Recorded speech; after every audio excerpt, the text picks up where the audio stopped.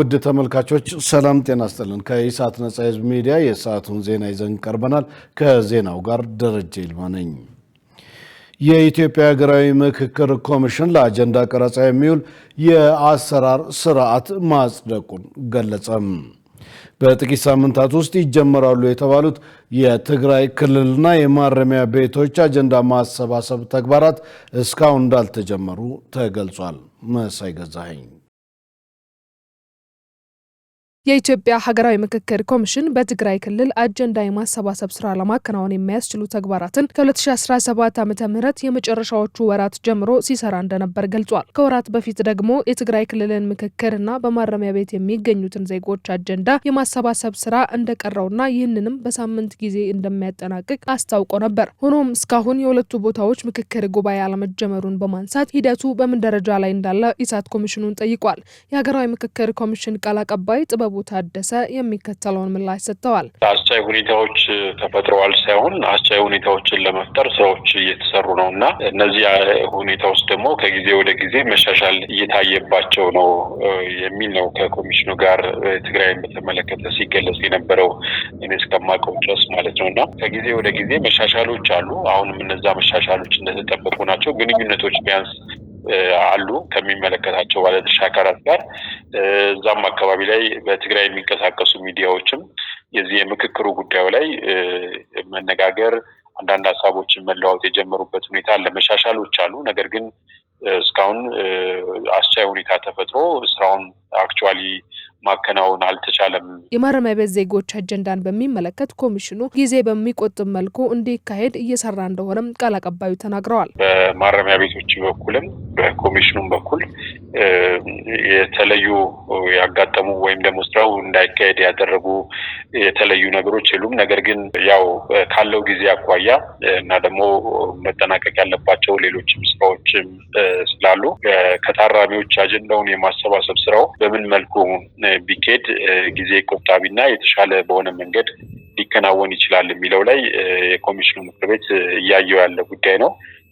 ማለት የጊዜና የሁኔታዎችን የማመቻቸት ጉዳይ ካልሆነ በቀር ከታራሚዎችም አጀንዳ የማሰባሰቡ ነገር ይሰራበታል ተብሎ ሂደቶቹን ለማየት ጥረት እየተደረገ ነው ያለው። አያይዘውም ለአጀንዳ ቀረጻ እየተሰሩ ስላሉ ተግባራት አቶ ጥበቡ የሚከተለውን ማብራሪያ ሰጥተዋል። አሁን የተሰባሰቡ አጀንዳዎችን የማጠናቀር ዲጂታላይዝ የማድረግና የመሳሰሉ ለአጀንዳ ቀረጻው በሚያመች ሁኔታ የማደራጀት ስራዎች ናቸው እየተሰሩ ያሉት። እንደገናም የአጀንዳ ሲቀረጽ ራሱን የቻለ የአሰራር ስራ ስለሚያስፈልገው ይህን የአሰራር ስርዓትን በኮሚሽኑ በምክር ቤት በኩል ተዘጋጅቶ እሱን የማጽደቅ ስራዎችም ተሰርተዋል። አሁንም የትግራይ ክልልን የማሳተፍ ቅድም ያለውን አጀንዳውን ቀርጾ ይፋ የማድረግና የምክክር ጉባኤውን ጠርቶ ቢያንስ በተወሰኑ አጀንዳዎች ላይ ምክክሩ ጉባኤው የሚጀመርበትን ሁኔታ ለማመቻቸት አሁንም ጥረት እየተደረገ ነው ያለው። ይሄ ማለት ግን በእነዚህ በቀሩት 1-2 ወራት ጊዜ ውስጥ የሁሉ ስራ ሙሉ በሙሉ ይጠናቀቃል ማለት ላይሆን ይችላል። ምክንያቱም ገና የአጀንዳዎቹ ቁጥር ብዛታቸው ምን ያህል እንደሆነ ምክክር የሚደረግባቸው ገና አልታወቀም።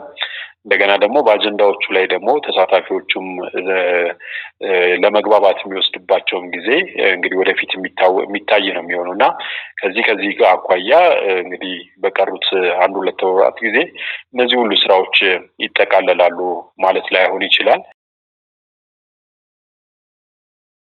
የኢትዮጵያ ኢንቨስትመንት ሆልዲንግ የገንዘብ ኖት በሀገር ውስጥ የማተም አቅም እየፈጠረ ነው ተባለ።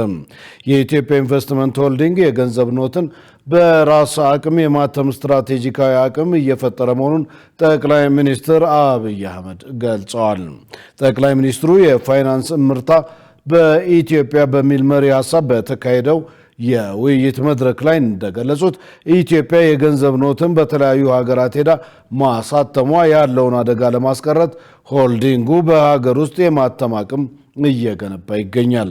ተቋሙ አዲሱን ኤርፖርት ጨምሮ ለትውልድ የሚሻገሩ ኢንቨስትመንቶችን በማካሄድ ላይ መሆኑን የጠቀሱት ጠቅላይ ሚኒስትሩ እንደ ኖርዌይ እና የተባበሩት አረብ ኤሚሬቶች ሁሉ ችግር ቢመጣ ቀጣዩን ትውልድ ለዓመታት ማብላት የሚችል ሀብት የመገንባት አቅም ለመፍጠር እየሰራ መሆኑን አብራርተዋል። በአውሮፓውያን አቆጣጠር በ2030 የኢትዮጵያ ኢንቨስትመንት ሆልዲንግ አጠቃላይ ሀገራዊ የምርት ድርሻ ወደ 20 በመቶ ማደግ እንዳለበት ጠቅላይ ሚኒስትሩ አመልክተዋል። ይህ ስኬት ኢትዮጵያ ካላት አንጡራ ሀብት ላይ ለልጆቿ የምታቆየው ቁመና ላይ መሆኗን ማሳያ መሆኑን ዶክተር አብይ ጠቁመዋል።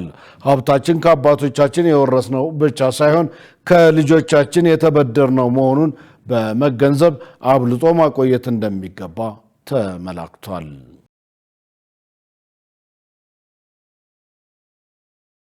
የኢትዮጵያ የአቪዬሽን ዩኒቨርሲቲ ከ457 በላይ በተለያዩ የአቪዬሽን መስክ ያሰለጠናቸውን የአቪዬሽን ባለሙያዎች አስመረቀም።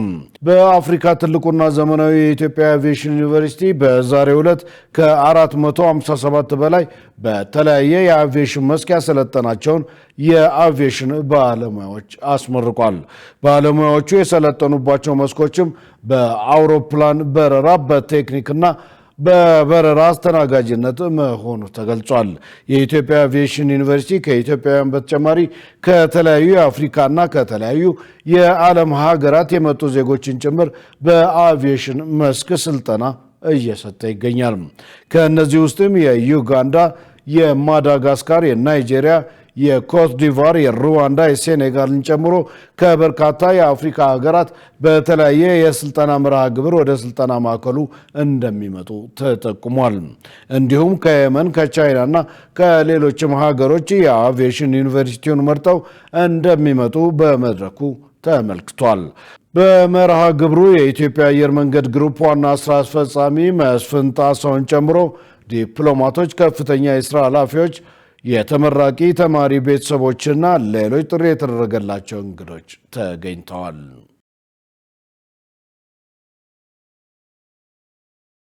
ያለ ደረሰኝ ሽያጭ ሲፈጽሙ የተገኙ 11 ግለሰቦች በቁጥጥር ስር መዋላቸው ተገለጸም። በአዲስ አበባ በኮንስትራክሽን ግብዓት አከፋፋይ ነጋዴዎች ላይ በተካሄደ የታክስ ኦፕሬሽን ያለደረሰኝ ሽያጭ ሲፈጽሙ የተገኙ 11 ግለሰቦች በቁጥጥር ስር መዋላቸውን የአዲስ አበባ ገቢዎች ቢሮ ገልጿል።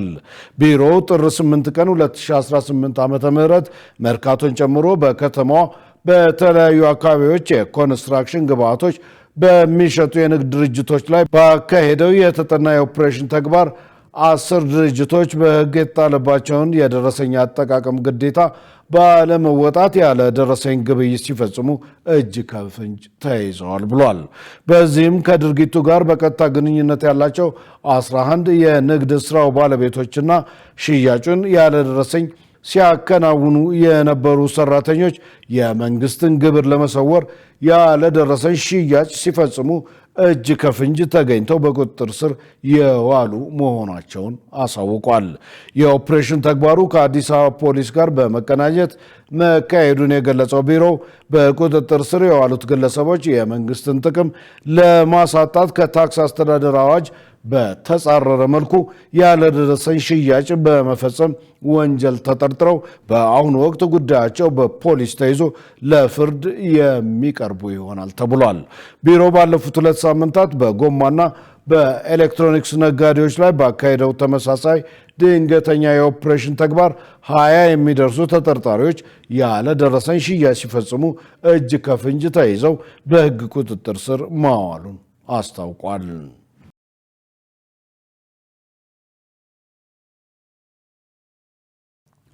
ውድ ተመልካቾች ከኢሳት ነጻ ሕዝብ ሚዲያ የሰዓቱ ዜና ወደ እናንተ መድረሱ እንደቀጠለ ነው። አሁን ደግሞ ወደ ውጭ ዘገባዎች አልፋለሁ። በኡጋንዳ ምርጫ ተቃዋሚው ፕሬዝዳንታዊ እጩ ቦቢ ዋይን ከባለቤቱ ጋር በመንግስት የጸጥታ ኃይሎች ካምፓላ ከሚገኘው ቤቱ መወሰዱን ልጁ አስታወቀ። የተቃዋሚ ፖለቲከኛው ልጅ ሶሎሞን ካምፓላ በኤክስ ላይ ባሰፈረው መልእክት አባቱና እናቱ በኡጋንዳ መንግስት ወታደሮችና የልዩ ኃይል አባላት ተይዘው ወደ አልታወቀ ቦታ መወሰዳቸውን ገልጿል።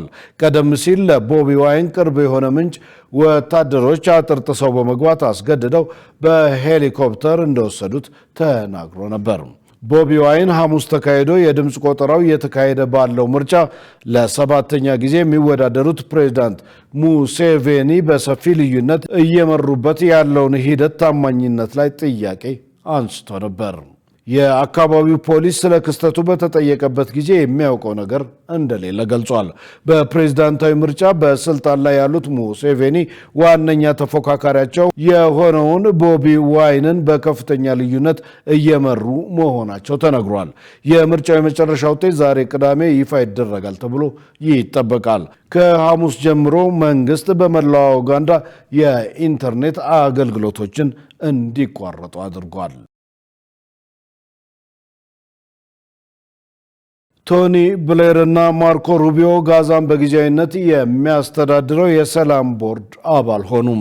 የትራምፕ አስተዳደር የአሜሪካ የውጭ ጉዳይ ሚኒስትር ማርኮ ሩቢዮን እና የቀድሞውን የዩናይትድ ኪንግደም ጠቅላይ ሚኒስትር ሰር ቶኒ ብሌርን ለጋዛ የሰላም ቦርድ መስራች አባላት አድርጎ ሰይሟል። የትራምፕ የመካከለኛው ምስራቅ መልእክተኛ ስቲቭ ዊትኮፍ እና የፕሬዝዳንቱ አማች ጃሬድ ኩሽነር እንዲሁ በመስራች ስራ አስፈጻሚ ቦርድ ውስጥ ስማቸው መካተቱን ዋይት ሃውስ ትናንት ባወጣው መግለጫ አስታውቋል። ትራምፕ የቦርዱ ሊቀመንበር ሆነው የሚያገለግሉ ሲሆን ይህም በእስራኤልና በሐማስ መካከል የተደረገውን ጦርነት ለማስቆም ባዘጋጁት 20 ነጥብ እቅድ ውስጥ ይካተታል።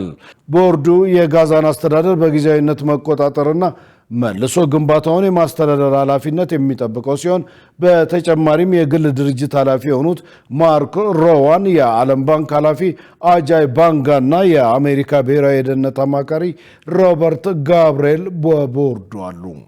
የአሜሪካ ሜጀር ጀነራል ጃስፐር ጄፈርስ ይህንን ኃይል የሚመሩ ሲሆን ደህንነትን ማስፈን፣ ሰላምን መጠበቅና ዘላቂ የሆነ ከሽብርተኝነት የጸዳ አካባቢ የመመስረት ኃላፊነት ተጥሎባቸዋል። የአሜሪካ የሰላም እቅድ በጥቅምት ወር ተግባራዊ መሆን የጀመረ ሲሆን ከዚያን ጊዜ ጀምሮ ወደ ሁለተኛው ምዕራፍ ተገብቷል። ነገር ግን ስለ ጋዛ የወደፊት ዕጣ ፈንታና በውስጡ ስለሚኖሩት 2.1 ሚሊዮን ፍልስጤማውያን አሁንም ግልጽ የሆነ ነገር የለም። ውድ ተመልካቾች ከኢሳት ነጻ ሕዝብ ሚዲያ የሰዓቱ ዜና እስካሁን ነበር። ከዜናው ጋር ደረጀ ይልማ አብሬያችሁ ቆይቻለሁ። ከቀሪ ኢሳት ዝግጅቶች ጋር ሰናይ ጊዜ